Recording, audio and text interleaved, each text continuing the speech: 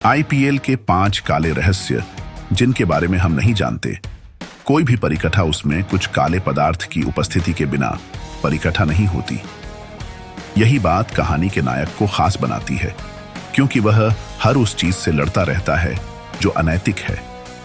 पिछले कुछ वर्षों में आईपीएल द्वारा दिए गए तमाम मनोरंजन के बावजूद हम में से कोई भी सिक्के के दूसरे पहलू की उपेक्षा नहीं कर सकता है, जो पिछले 5 से 6 वर्षों से फोकस में है। मैच फिक्सिंग के आरोपों से लेकर सट्टेबाजी में कथित संलिप्तता के लिए टीमों पर प्रतिबंध लगने तक, इस टूर्नामेंट ने क्रिकेट को बीसीसीआई के लिए पैसा कमाने का एक बड़ा स्रोत बना दिया है, लेकिन कभी कभी गलत तरीके से। क्या अधिकारी बदलाव के लिए कड़ी मेहनत कर रहे हैं? खैर, यह एक ऐसा प्रश्न है जिसका उत्तर अलंकारिक रूप से दिया जाना बाकी है, लेकिन इसके निहितार्थ अभी तक स्पष्ट नहीं हुए हैं। यहाँ आईपीएल के 5 काले रहस्य हैं जिन्होंने टूर्नामेंट की प्रतिष्ठा को बड़े पैमाने पर धूमिल करना जारी रखा है।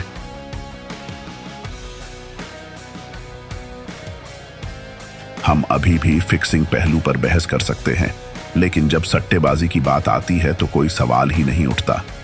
यह टूर्नामेंट के लिए एक बड़ी समस्या रही है, शायद फिक्सिंग राक्षस से भी बड़ी। सट्टेबाजी में उनके मालिकों की कथित संलिप्तता के लिए 2 टीमों, चेन्नई सुपर किंग्स और राजस्थान रॉयल्स, पर 2 साल का प्रतिबंध लगाया गया था। भारत हमेशा से खेल सट्टेबाजी के खिलाफ रहा है और कई अर्थशास्त्रियों द्वारा सट्टेबाजी को वैध बनाने का सुझाव देने के बावजूद हम उस रास्ते पर नहीं चले हैं। छोटे पैमाने के स्तर से लेकर 100 और 1000 के बीच की धनराशि से लेकर लाखों और करोड़ों रुपए की भागीदारी अधिकारियों के लिए चिंता का विषय रही है। हर सीजन में हम पब, बार और अन्य सार्वजनिक स्थानों पर नकदी उड़ाते हुए गिरोह के पकड़े जाने के कई मामले देखते हैं, लेकिन फिर भी हमें इस पर अंकुश लगाने का कोई रास्ता नहीं मिला है।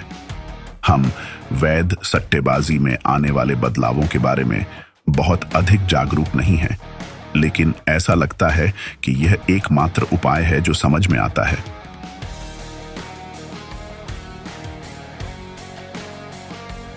2013 में हुई घटना ने टूर्नामेंट की छवि को धूमिल कर दिया है और इसके निशान अभी भी साफ नजर आते हैं। मैच फिक्सिंग में कथित संलिप्तता के बाद एस श्रीसंत, अंकित चौहान और अजीत चंदीला को अंतर्राष्ट्रीय या घरेलू क्रिकेट खेलने से प्रतिबंधित कर दिया गया था, जिसके बाद पूरे देश ने खेल की गिरावट पर शोक व्यक्त किया था।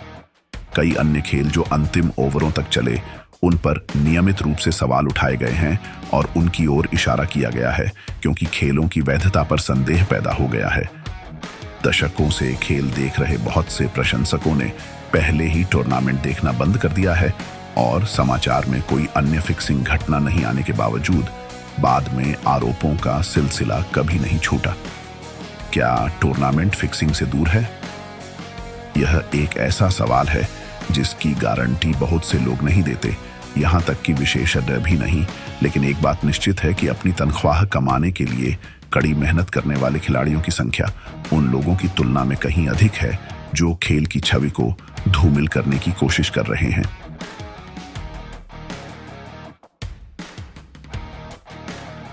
ऐसा कहा गया था कि इंडियन प्रीमियर लीग से भारतीय अनकैप्ड क्रिकेटरों को महान विदेशी प्रतिभाओं के साथ खेलने के अधिक मौके मिलेंगे, लेकिन जैसा कि बाद में पता चला, टीम प्रबंधन उन युवाओं को अधिक मौके देने के बजाय ऐसी टीमों को चुनने में लगा रहा जो टूर्नामेंट जीत सके। वर्षों से बेंच पर गर्म हो रहे हैं। आंध्र की बेहतरीन प्रतिभाओं में से एक रिकी भुई ने सनराइजर्स हैदराबाद के साथ बिताए पिछले 4 सीजन में 5 से भी कम मैच खेले हैं और पूर्व U19 विश्व कप विजेता बाबा अपराजित के साथ भी लगभग यही स्थिति है। वे वेतन का चेक घर ले जाते हैं, लेकिन युवा प्रतिभाओं की संख्या जिन्हें हर साल एक खेल भी नहीं मिल पाता, चिंताजनक है। इन टीमों के लिए यह महत्वपूर्ण हो गया है कि वे हार न जाएं और युवा प्रतिभाओं के साथ प्रयोग करना जोखिम भरा हो गया है। यह निश्चित रूप से उनकी और टूर्नामेंट के पूरे उद्देश्य की मदद नहीं कर रहा है, लेकिन हम देखते रहते हैं कि कोई न कोई अजीब नाम सामने आ रहा है और सुर्खियां बटोर रहा है।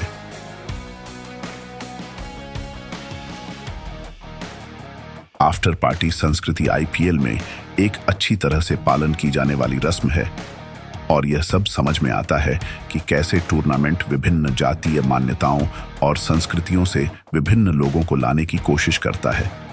लेकिन पिछले कुछ वर्षों में ये सभी पार्टियां बहुत यादगार नहीं रहीं।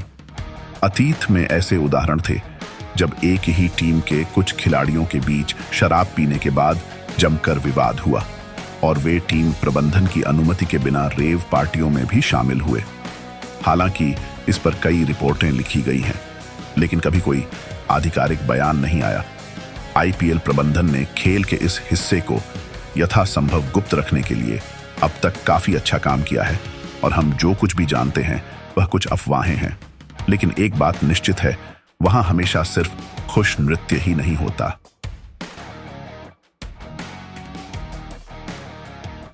आईपीएल का यह पक्ष कई सीजन से खबरों में रहा है और पिछले कुछ सीजन में हमने कम कहानियां सुनी हैं। ऐसा कहने के बाद संयुक्त राज्य अमेरिका, रूस, ऑस्ट्रेलिया और यूरोप के अन्य देशों जैसे विभिन्न देशों से आने वाली विदेशी चीयर लीडर्स को भारतीय दर्शकों के सामने प्रदर्शन करना मुश्किल हो गया है। कुछ चीयर लीडर्स ने आईपीएल गवर्निंग काउंसिल पर नस्लवादी होने का भी आरोप लगाया, क्योंकि इस नौकरी के लिए चुनी गई लगभग सभी महिलाएं श्वेत महिलाएं हैं। उन्होंने इस बात पर चिंता जताई है कि स्टैंड में पुरुष उन्हें कैसे देखते हैं, वे क्या पहनते हैं और क्या करते हैं। इस पर आपत्ति जताते हैं। उन्हें अपने आवास के साथ भी काफी तालमेल बिठाना पड़ता है, क्योंकि टीम प्रबंधन ने उन्हें रहने के लिए उचित स्थान उपलब्ध नहीं कराया है। 2011 में चीयर लीडर गैब्रिएला पासकवालोटो ने अपने नियोक्ता मुंबई इंडियंस द्वारा आयोजित की जाने वाली चुलबुली पार्टियों पर चिंता व्यक्त की। उन्होंने अपने ब्लॉग के माध्यम से चल रही सभी पार्टियों के खिलाफ आवाज उठाई थी और कथित तौर पर कई खिलाड़ियों को इस ब्लॉग से गोपनीयता संबंधी चिंताएं थीं। इस संबंध में एक बदलाव आया, क्योंकि तब से खिलाड़ियों और चीयर लीडर्स के बीच संचार पूरी तरह से खत्म हो गया था।